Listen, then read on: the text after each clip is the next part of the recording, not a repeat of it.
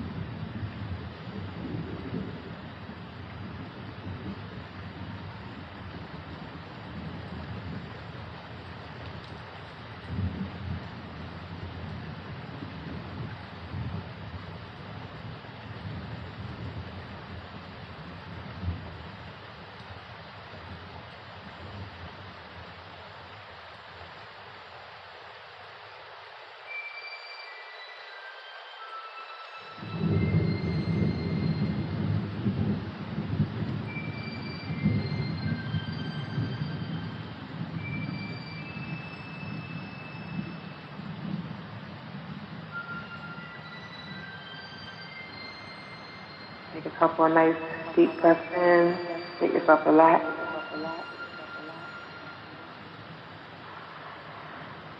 Allowing yourself to be open to receive the healing.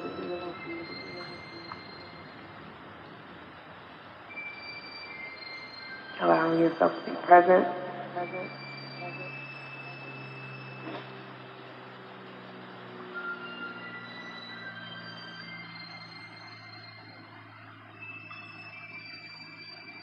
I'm going to ask that you place your hand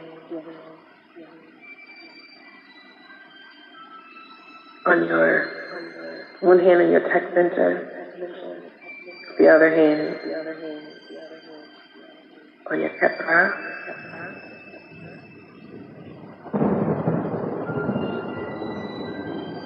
Breathe into these areas.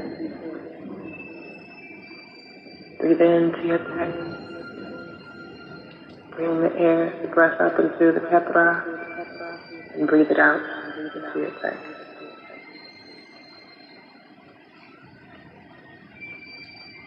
For anyone whom I have knowingly or unknowingly hurt in my lifetime, I sincerely pray for all the individuals whom I have knowingly or unknowingly hurt in my lifetime, including myself.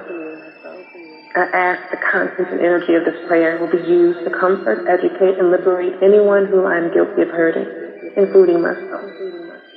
I ask that this prayer energy will heal them of any resentment and pain that they bear because of me.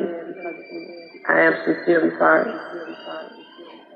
Realizing that it is only when I have made amends to all those whom I have hurt, including myself, that I can truly be forgiven of my wrongs and released from accusation on earth and in the spirit world. Further realizing that genuine repentance and forgiveness are manifested by apologizing for past wrongs when possible or appropriate by not repeating the same wrongs and by endeavoring to do only good in my thoughts, words, and actions, leading me to overcome all that is not in accordance with your will, Ancestor. Breathing in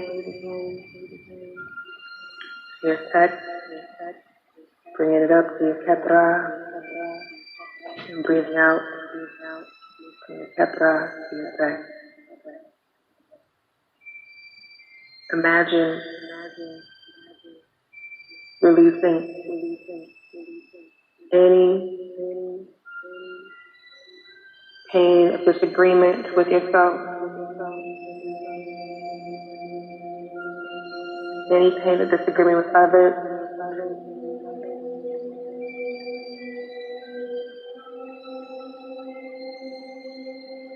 any pain and disagreement with your immediate surroundings, any pain or disagreement within your body. Let that all go.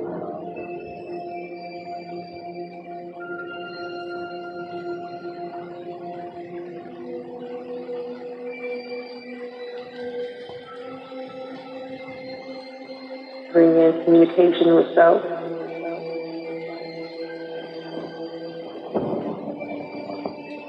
Bring in emotional stability.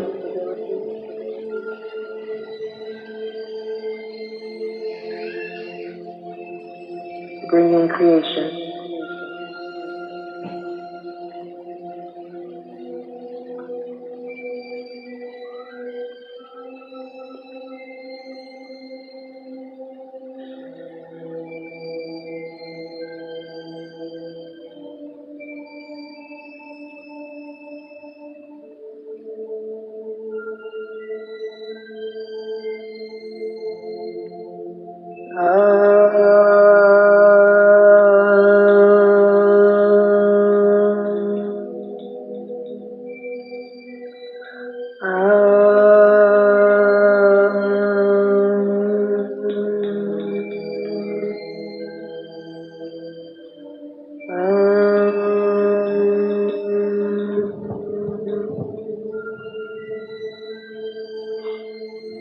Now take the hand that's on the text center and bring it up to your old center. Keeping your hand still, one hand on the kepra.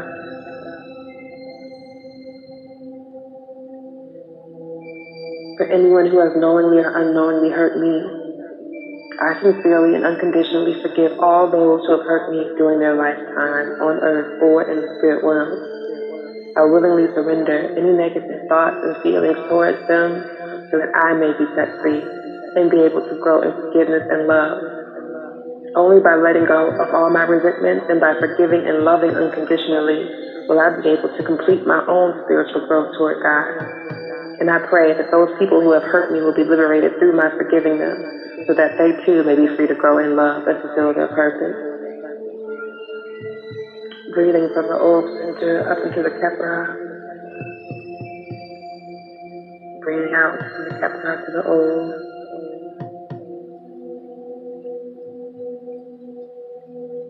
I want you to see your Shakim growing, your willpower as you breathe in. Your power is being restored, it's being taken back as you breathe out and release any resentments that you have towards anyone or any situation, any circumstance. Breathing in, strength, empowerment.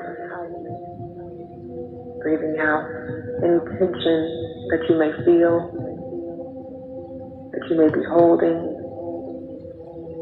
Breathing in, making room for your growth, for your own expansion.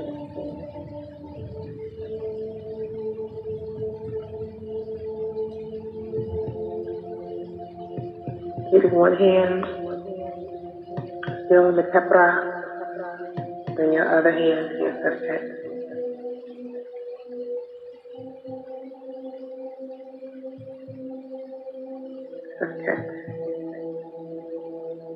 For anyone on earth or in the spirit world whom my ancestors have knowingly or unknowingly hurt, because my ancestors do not have the energy in the spirit world to grow easily by directly making amends for their wrongs.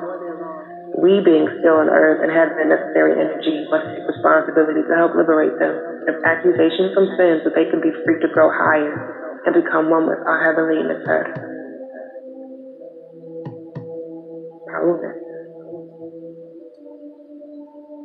We realize that we are descendants of our ancestry, and that we, through spiritual inheritance, bear a portion of responsibility for our ancestors' sins. Unless they are liberated, we and our families cannot be free from accusation, thus temptation and invasion from negative spirit world, nor be free to totally become one with our Heavenly Father, Ancestor. We realize that we are taking responsibility for our ancestors' sins by praying for any and all people who are on earth or in the spirit world whom our ancestors are guilty of hurting. And we sincerely pray for all the people for whom our ancestors in the spirit world knowingly or unknowingly hurt during their lifetime, earthly lifetime. We ask the content and energy of this prayer on behalf of our ancestors go to these people to comfort them, to educate them, to liberate them. We ask this prayer would heal them of any negative thoughts or feelings that they bear because of our ancestors. We are sincerely sorry and apologize on behalf of our ancestors. Breathing in from the Sefket all the way up to the Kepara. Breathing out, feeling any disconnect from the world around you, from those around you. External, immediate circle, and externally. Feeling secure. Releasing, feeling uncertain, feeling ungrounded. Breathe out, releasing that. Breathe in, feeling connected to all that is around us. Cut off there for the meditation, but if you want to hear the rest of that meditation, definitely go to Bandcamp, Raw Seki Arts Temple, Raw R-A Seki Sekhi Arts Temple. This was from their album labeled Nefer Ari2. Nefer Ari2. The Ari2 are the centers that really correspond to the chakra centers. That's kind of similar concepts. So to put it very basically. But anyways, that was the liberation meditation. I really like that one because it really helps you feel like released and relaxed, and releasing of a lot of those worries, not just about situations but people, and I don't know, I thought that was a very healing one, and it was also one of their shorter ones, so we only missed about 7 minutes of it total. And I wanted to also note that she does talk about Egyptian Kemetic gods and principles a little bit in these, but again, I feel like there's so little material that it is therefore helpful for us to sometimes use this other material, and then who we're personally calling to will not be these certain Kemetic gods, because that doesn't correspond to your belief system. You'd be thinking of somebody else, High John, the Crossroads Man, your ancestor, etc., instead of whatever Kemetic, God or principle necessarily she's talking. Because I know she'll be like, put your hand on this center, and like those are the R2 centers, I'm pretty sure, but I'm not as familiar with them. So yeah, I can't just I'm just like put it on my womb, my heart, my head. Sometimes it depends on what I'm feeling while I'm listening to it. But I really highly recommend that one. So anyways, we're gonna move on to what we're talking about today, which is, first we're going to talk about our Adinkra studies. We're going to get that on out of the way. Today's Adinkra study is Musu Yidi. Musu Yidi, hold on. I skipped it. All right, so I really like this symbol because it kind of reminds us that the cross was around in Africa for much longer than many people realize. It was interesting for me when I first was getting into Kemetic, like it moving away from, should I say, because originally I was like Wiccan type of stuff. Like, I never called myself a Wiccan, but I had to ascribe to a lot of their practices because that's all I could see, and I wasn't about to be Christian. So, while I never felt comfortable calling to like the gods and the goddesses of the East or the wind, or I don't even know what they do exactly, but certain practices, certain elements I did ascribe to. And so, at the time I was very much rejecting Christian stuff, you know what I mean, because I felt like it was all colonizer stuff. Well, lo and behold, my surprise when I learned, the deep history of Christianity in East Africa, right? And basic, even the Catholic Church recognizes the deep faith and connection of the Ethiopian church and of, the Christians in Africa. It has been there much longer than um what's it called, colonialism, because, and originally they convinced themselves they were anti-black because black people weren't Christian. Well, by the time they found the Christians, they were already so caught up in racism that the terrible atrocities against Ethiopia did occur. But, I do believe that their Christianity, in a lot of ways, was what gave them humanity to a lot of other people. But at any rate, historically speaking, the cross wasn't just only found in Christian elements. You will find cross symbolism in West Africa, which is where African Americans tend to be from. And African Americans, to be very clear, were not Christian and were some of the last to fall to Christianity, were the last to have it beaten into them, murdered into them in Africa, in West Africa. So we did have symbols which, you can find the cross type of symbol, but did it mean Jesus? Did it mean the Christian symbolism? It didn't mean that for the West Africans. For West African people, they very much held onto and ascribed to their religions, their indigenous doctrine,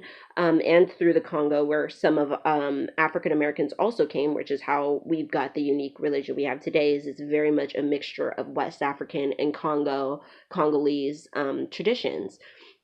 So, essentially, yeah, you'll find a lot of these crosses, and it helps you remember that, just because one culture has taken over this symbol, doesn't mean it always has that same meaning. So this is an ancient Adinkra symbol, right? These symbols meant something long before colonization. And I believe we talked about, the history of the Dinkers. If you don't know about the history of the Dinker symbols and the story of, the king and his cloak, and then them getting, conquered, and it's a beautiful story of how the Adinkra, I mean, beautiful and sad and, adventurous and all of that, of how the Adinkra, really came to be used by the common African people, and then further on throughout the diaspora now. So, anyways, Musayidi, that which cleanses and removes bad luck. This is such a good one, right? I'm always talking about carving these on your candles, or just, writing it on a piece of paper, what have you. That which removes and cleanses bad luck. Okay, a symbol for good fortune and sanctity, encourages regular requests for good omens from God. So I'm going to leave this here while I read from our. Okay.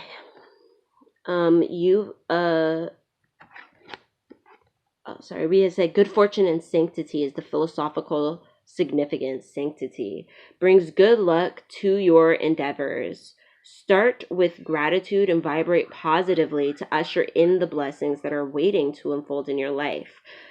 Don't forget to not block your blessings. Give offerings to your ancestors to continue to receive the blessings, right? When you give, you can get, or when you ask, right, you also should give and give those offerings. Protect your energy and desires. For the offerings, you have to give what you can. If you're capable at this time of cooking up a meal for your ancestors and offering them up a plate, then that's wonderful. If you're not, though, pouring water, keeping water on the altar. There's so many different little things that you can do to give to your ancestors. You can speak over some water and go outside and pour libations and talk prayers at the trees. I mean, there are so many ways that you can connect with your ancestors and give of your time and give of what you have at this moment. So that was our Adinkra symbols for today. Oh, I feel like we're getting so far through the deck. It's crazy. Okay.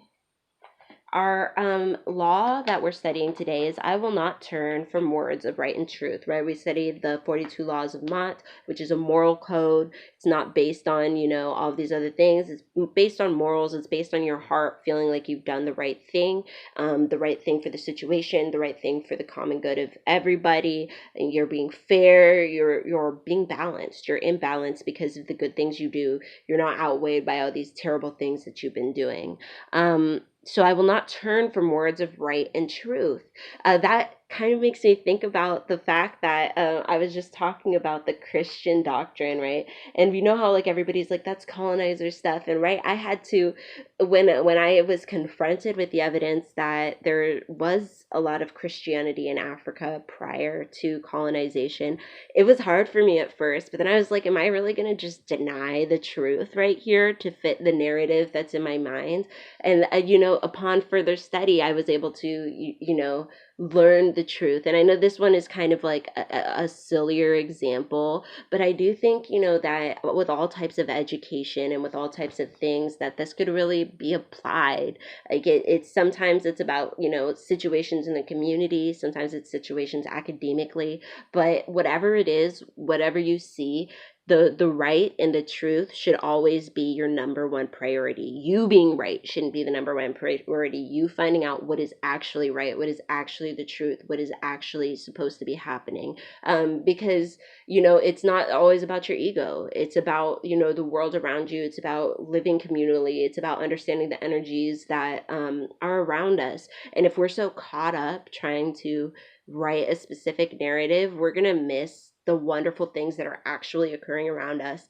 And it's great to remember that we don't actually always know, right? We're bound to get it wrong sometimes. We're bound to not know the full story and jump to conclusions or believe a certain thing because of it. But the hope is that then you're always open to when you see opposing evidence, to changing your mind, to changing your opinion, to making sure whatever it is that you're doing is actually something that is of the right path, that is of balance, that is truthful, that is right.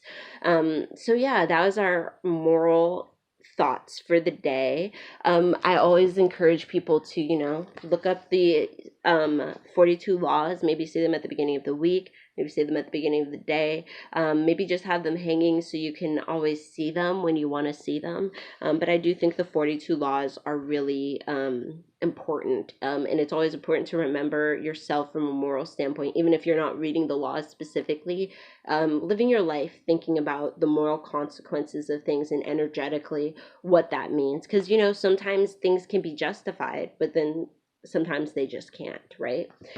All right, so today we're going to be looking in the book, The Life-Changing Magic of Tidying Up. I'm going to the back end of it because we've talked about, getting rid of stuff in your home. We've talked about, because it makes it easier to tidy up, and then you can actually tidy up because you have room to tidy up because you know what's in your home and you love every little thing that's in your home.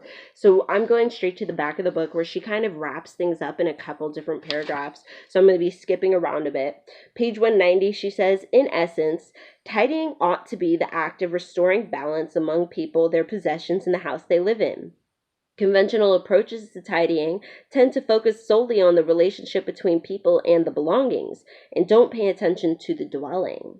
I, however, am very conscious of the important role the house plays because whenever I visit a client's home, I can feel how much it cherishes its inhabitants. It is always there, waiting for the clients to return and standing ready to shelter and protect them. No matter how exhausted they are after a long day's work, it is there to refresh and heal them. When they don't feel like working and wander around the house in their birthday suit, the home accepts them just as they are. You won't find anyone more generous or welcoming than this. Tidying is our opportunity to express our appreciation to our home for all that it does for us, right? So Queen says that tidying is prayer in motion, and here Marie Kondo says tidying is the opportunity to express that appreciation to your home. So she says to test her theory, try putting your home in order from the perspective of what would make the home happiest. And you might be surprised at how smoothly those organizational moments go. What are the ways to work with your home? And that kind of, this paragraph really reminds me of how at the beginning, remember, I had us dance with our home wherever you were just then, standing up, dancing at your home, dancing through your bedroom if that's all you have, dancing through the whole thing if you have a whole thing, dancing in the car and around the car if that's all you have right now, but just dancing in the space that you call home, and giving it that joy and thankfulness. Like, you right now, you've helped me and you've given me some sort of roof over my head, and I'm so grateful to have this home. Let's work together and tidy this space up. So let me skip to my next highlighted section. This part is about the feng shui. Do I say that right? Feng shui. That I kind of talked about us going over. So feng shui is kind of deep, but I feel like she gives a very nice, like, outer layer of what it is and what the point is, and so then how to apply to ourselves. So she says, is it true that tidying increases good fortune? Due to the popularity of Feng Shui, people often ask me whether tidying will bring them good fortune. Feng Shui is a method for increasing good fortune by organizing one's living environment. It began gaining in popularity in Japan about 15 years ago and is now quite well known. For many people, Feng Shui is what first gets them interested in organizing and tidying their home.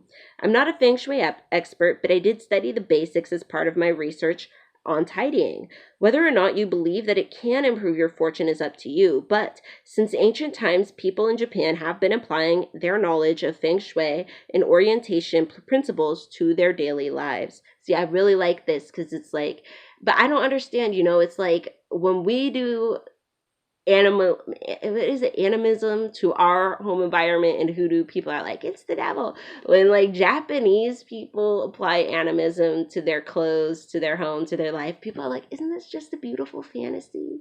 Don't you just want to live in their little Miyazaki world? And I'm like, why does theirs get to be this bright sunshine, like, love your home type of thing, and then ours is like, everybody's just like, it's gonna kill you, like, you're selling yourself to the, like, me, like, I don't know, maybe it's because they have a special little word feng shui.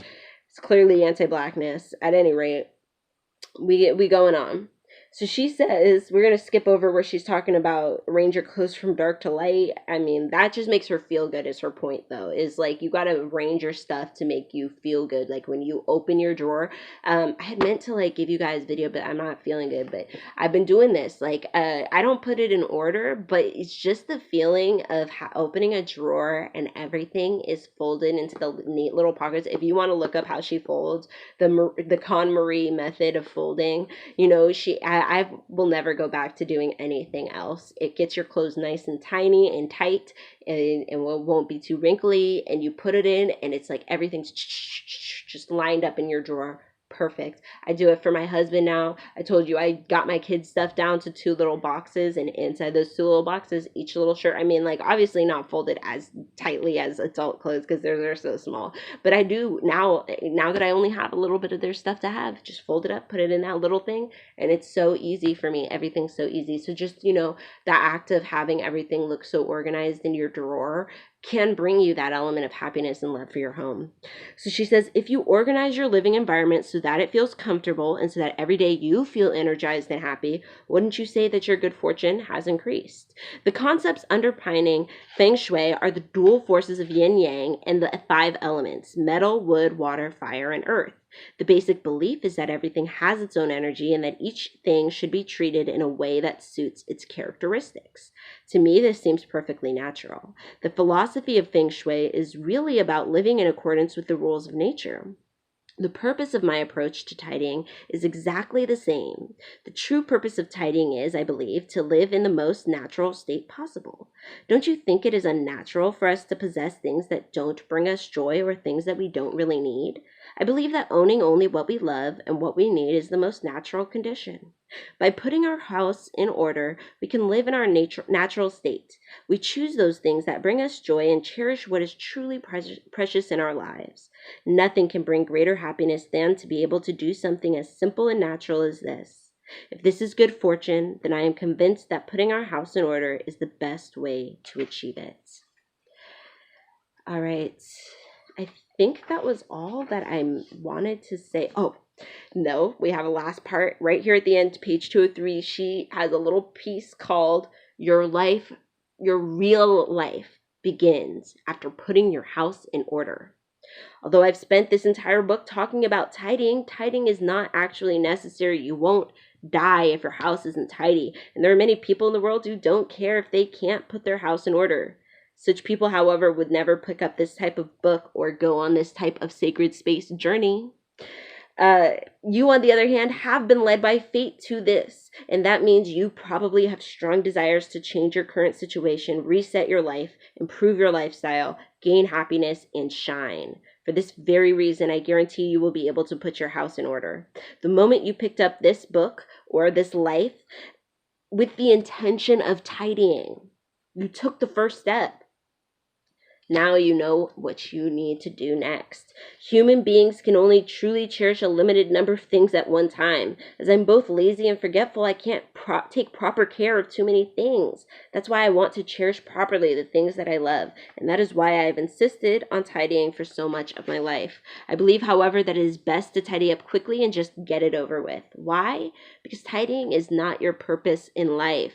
If you think that tidying is something that you must have to do every day, if you think it's something that you'll be doing all your life, it's time to wake up. I swear to you that tidying can be done thoroughly and quickly all in one go. The only tasks that you'll ever need to continue for the rest of your life are those of choosing what to keep and what to discard, and of caring for the things that you decided to keep in your home. You can put your house in order now, once and forever. The only ones who need to spend their lives year in, year out thinking about tidying are people like me who find joy in it and who are passionate about using tidying to make the world a better place. As for you, pour your time and passion into what brings you the most joy, your mission in life. I'm convinced that putting your house in order helps you find the mission that speaks to your heart. Life truly begins after you've put your house in order. So that, I thought, was such a powerful, powerful message, you guys. She's talking about how, like, once you've gotten rid of all the junk in your house that you thought you needed, once you get rid of all those things, you've gone through every article of clothing, and all those pieces that you never flip and wear are now out of your flippin' life, right? All of those things that, you know, like, when I had those two huge garbage bags of my kids' stuff, things that I never put on them, things that they've outgrown, things that I'm just never gonna put on them, you know, I was like, I can't believe that this has all been just sitting in a dresser in my house. Things that they'll never use. You know what I'm saying? And then it's like, it just goes on and on. I actually, she says don't do this, but as I'm the one in charge of my husband's stuff, I kind of veto this idea of not throwing things away of other people's, because he's put me 100% in charge. I don't. In her book, she's like, no, you don't have to be 100%. No, like, my husband, if it was his way, his stuff would be everywhere, and he would never throw anything away. We would have the t-shirts from 16 with holes in the armpits and discolored and misshapen Hot Topic t-shirts that were not meant to last 15 years. He will keep those things. You know what I'm saying? And I'm the person I'm like, let's put this in the scrap pile. We could make a quilt with this. We could make a kid t-shirt with this. We could literally throw this in the garbage and nobody would fucking care, you know? So I'm like, definitely, I'll go behind him, because he also has recently started a little bit of like a wish addiction. He'll be, not like addiction, but he'll buy some silly shit, and I'll be like, you kind of already have that, so let me go throw away the old one, because you now have this new funny jacket. Okay, let me throw away the weird Naruto thing that we bought from Hot Topic, the Naruto jacket from Hot Topic in 2010, and now you can keep this. Like, Obito, whatever it is, Cloud People Naruto jacket from now.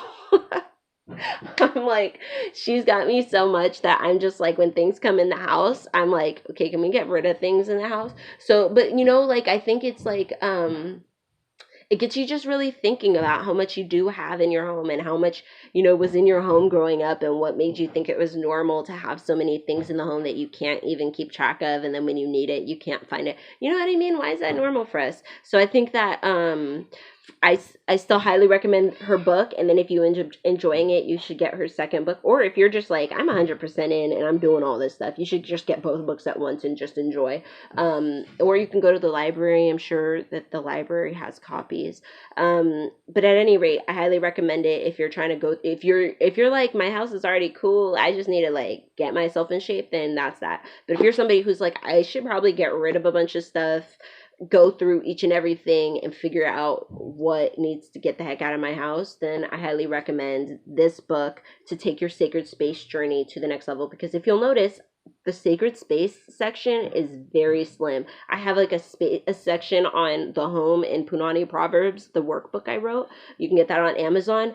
But I mean, between that and, Queen Afua's sacred space section is not that deep. So if you're somebody who's like, sacred space is really something that I want to get into, you should go ahead and read this book. You should go ahead. My kids are mad at each other. You should go ahead and look up the Afrocentric Home Decor channel, because she goes into depth, like especially her older videos. She goes into depth about like how to do your fridge, how to do your kitchen, how she's redone her home. And it's not just you should do the exact same home. You should have the exact same Afrocentric home, though I would love to have a wonderfully Afrocentric home. But it's about having an eye for those sacred pieces that speak to you in your home. It's about having an eye for not having too much but also not having too little. It's about having that sense of how to fill up the home too, because she doesn't always get her stuff from a black owned source, which she does, but that can get so expensive. I don't know if you guys have tried to only buy black owned, but I tend to try and buy only black owned. I mean, you can see the decor that's on I got this is a gift. Okay, so it's hard out here to be buying art from black artists only, to be buying prints from black people only, to be buying pillows and comforters and the shower curtains and all that other stuff. It's just very difficult. So she does remind us that you can go to like Ross, and it's about making your home comfortable. It's about making your home a place, an environment that speaks to you. So not everything is going to be $1,000 up in that bitch. Something's going to be like a $5 statue, but that statue actually could really speak to you.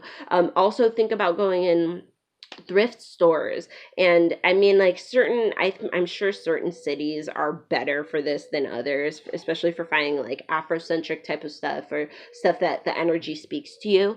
But still, trying out thrift stores I think is an excellent, especially if you're on the East Coast, if you're in the South, if you're in New York, Oakland, Chicago, like any of the places where there's been a decent black population living. I'm sure their thrift stores have decor that will speak to you in that same type of way. But maybe maybe you're like, I don't want an Afrocentric home. Maybe you want like a really one of those homes with all the like white like linen from the ceiling, or chiffon from the ceiling, and all the plants, the green plants everywhere. Figure yourself out. But I do think that making sure that the aesthetic you're going for is very much you. It's not just you trying to be somebody else. You're really speaking to what speaks to you. Because some people are loud and messy and need velvet hanging from the walls, and need 100 different loud patterns around, or or need all that texture. And then some people actually thrive in a home that's like completely white with nothing, just dusted, and everything's on the floor, and they sit down on those little Japanese floor tables, and enjoy life like that. That super minimalist lifestyle. We're all different, so really find your way in sacred space to speak for yourself. Okay, and I think we're done for today. All right, so I'm going to go ahead and smoke this chop, and we're going to go ahead and get on out of here today. We're going to be starting off sacred healing for July. This is such a big one.